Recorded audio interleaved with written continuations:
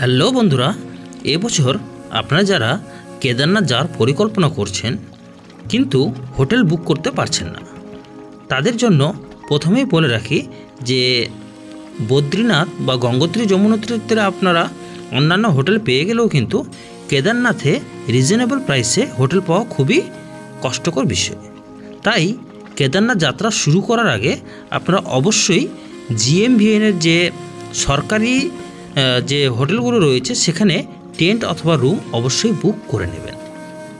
কিন্তু বন্ধুরা, আপনারা এই জিএমভিএনের রেজিস্ট্রেশন কিভাবে করবেন বা টেন্ট কিভাবে বুক করবেন তার প্রসেসটা কিন্তু আপনাদের হয়তো অনেকেরই জানা নেই। তো আজকের এই ভিডিওতে বন্ধুরা আমি আপনাদের সাথে শেয়ার করব স্টেপ বাই স্টেপ যে আপনারা এই জিএমভিএনের রুম বুকিং কিভাবে করবেন। তো বন্ধুরা, আপনাদের জিএমভিএনের রুম বুকিং করার জন্য প্রথমেই যেতে হবে জিএমভিএনের অফিসিয়াল ওয়েবসাইটে। বন্ধুরা, জিএমভিএনের অফিসিয়াল ওয়েবসাইটে চলে আসলে আপনাদের এই ধরনের একটা পেজ আসবে। তবে আপনাদের এই বুক করার আগেই কিন্তু সিলেক্ট করে নিতে হবে যে আপনারা কত তারিখে মন্দির দর্শন করতে চান। সেখানে 1 নাইট or 2 নাইট হোল্ড করতে চান অথবা বেশি হোল্ড করতে চান, সেই হিসেবেই কিন্তু আপনাদের রুম বুকিং কম্পালসারি রয়েছে। তো এখানে আমি জিএমভিএনের যে অফিসিয়াল ওয়েবসাইট সেখানে চলে এসেছি এবং সেখানে এসেই দেখুন নিচে দেখুন যে আপনারা কোথায় থাকবেন। জিএমভিএনের আন্ডারে প্রত্যেকটা ধামেই কিন্তু যে টেন্ট অথবা হোটেল অ্যাভেলেবেল রয়েছে। কেদারনাথ, বদ্রীনাথ, গঙ্গোত্রী, যমুনোত্রী, এমনকি ঋষিকেশ, হরিদ্বারও আপনারা জিএমভিএনের রুম পেয়ে যাবেন। তো অবশ্যই আপনারা বুক করার সময় একটা জিনিস মাথায় রাখবেন যে সেই জিএমভিএনের যে সিলেকশনটা সেটা অবশ্যই যেন থাকে কেদারনাথে। তো এখানে দেখুন কেদারনাথের মন্দিরের সবথেকে কাছের সেটা হচ্ছে কেদারনাথ স্বর্গারোহিণী কমপ্লেক্স। তাছাড়াও আপনারা Kedarnath Himlok tent colony, Kedarnath Nandi complex base camp অথবা Kedarnath Nandi complex base camp tent ground bedded সিবাথ, এই চারটার মধ্যে যে কোনো একটাকে সিলেক্ট করতে পারেন যেটাতে অ্যাভেলেবেল রয়েছে। তো এখানে আমি 3 নম্বরটাই সিলেক্ট করলাম ফর এন এক্সাম্পল এবং একটা ডেট দিয়ে দিলাম। ডেট দিয়ে প্রথমে চেক অ্যাভেলেবিলিটি করুন। চেক অ্যাভেলেবিলিটি করলে আপনাদের সেখানে যে রুম অ্যাভেলেবেল রয়েছে কিনা বা টেন্ট অ্যাভেলেবেল রয়েছে কিনা সেটা দেখানো যাবে।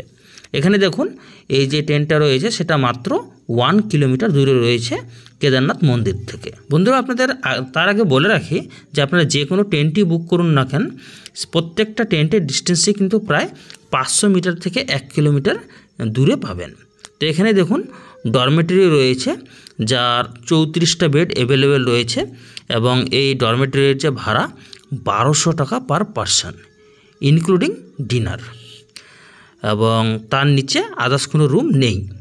তো আমাদের ডরমেটরি বুক করার জন্য এখানে প্রথমেই যে select number of beds, dormitory means হচ্ছে আপনাদের প্রত্যেকটা বেডের ভাড়া নেবে।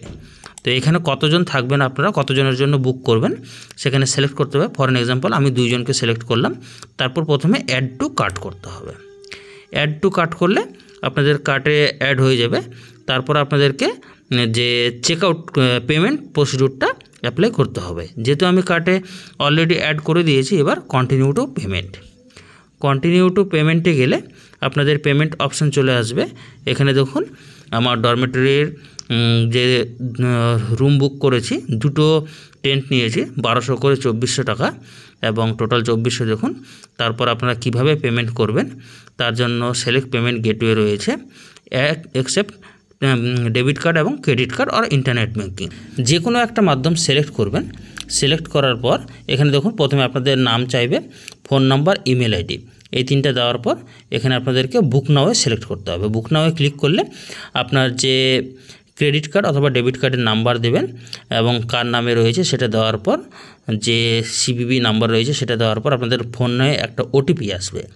সেই ওটিপিটা ইনপুট করার পর পেমেন্ট সাকসেসফুল হয়ে গেলে আপনাদের বুকিং কনফার্ম হয়ে যাবে।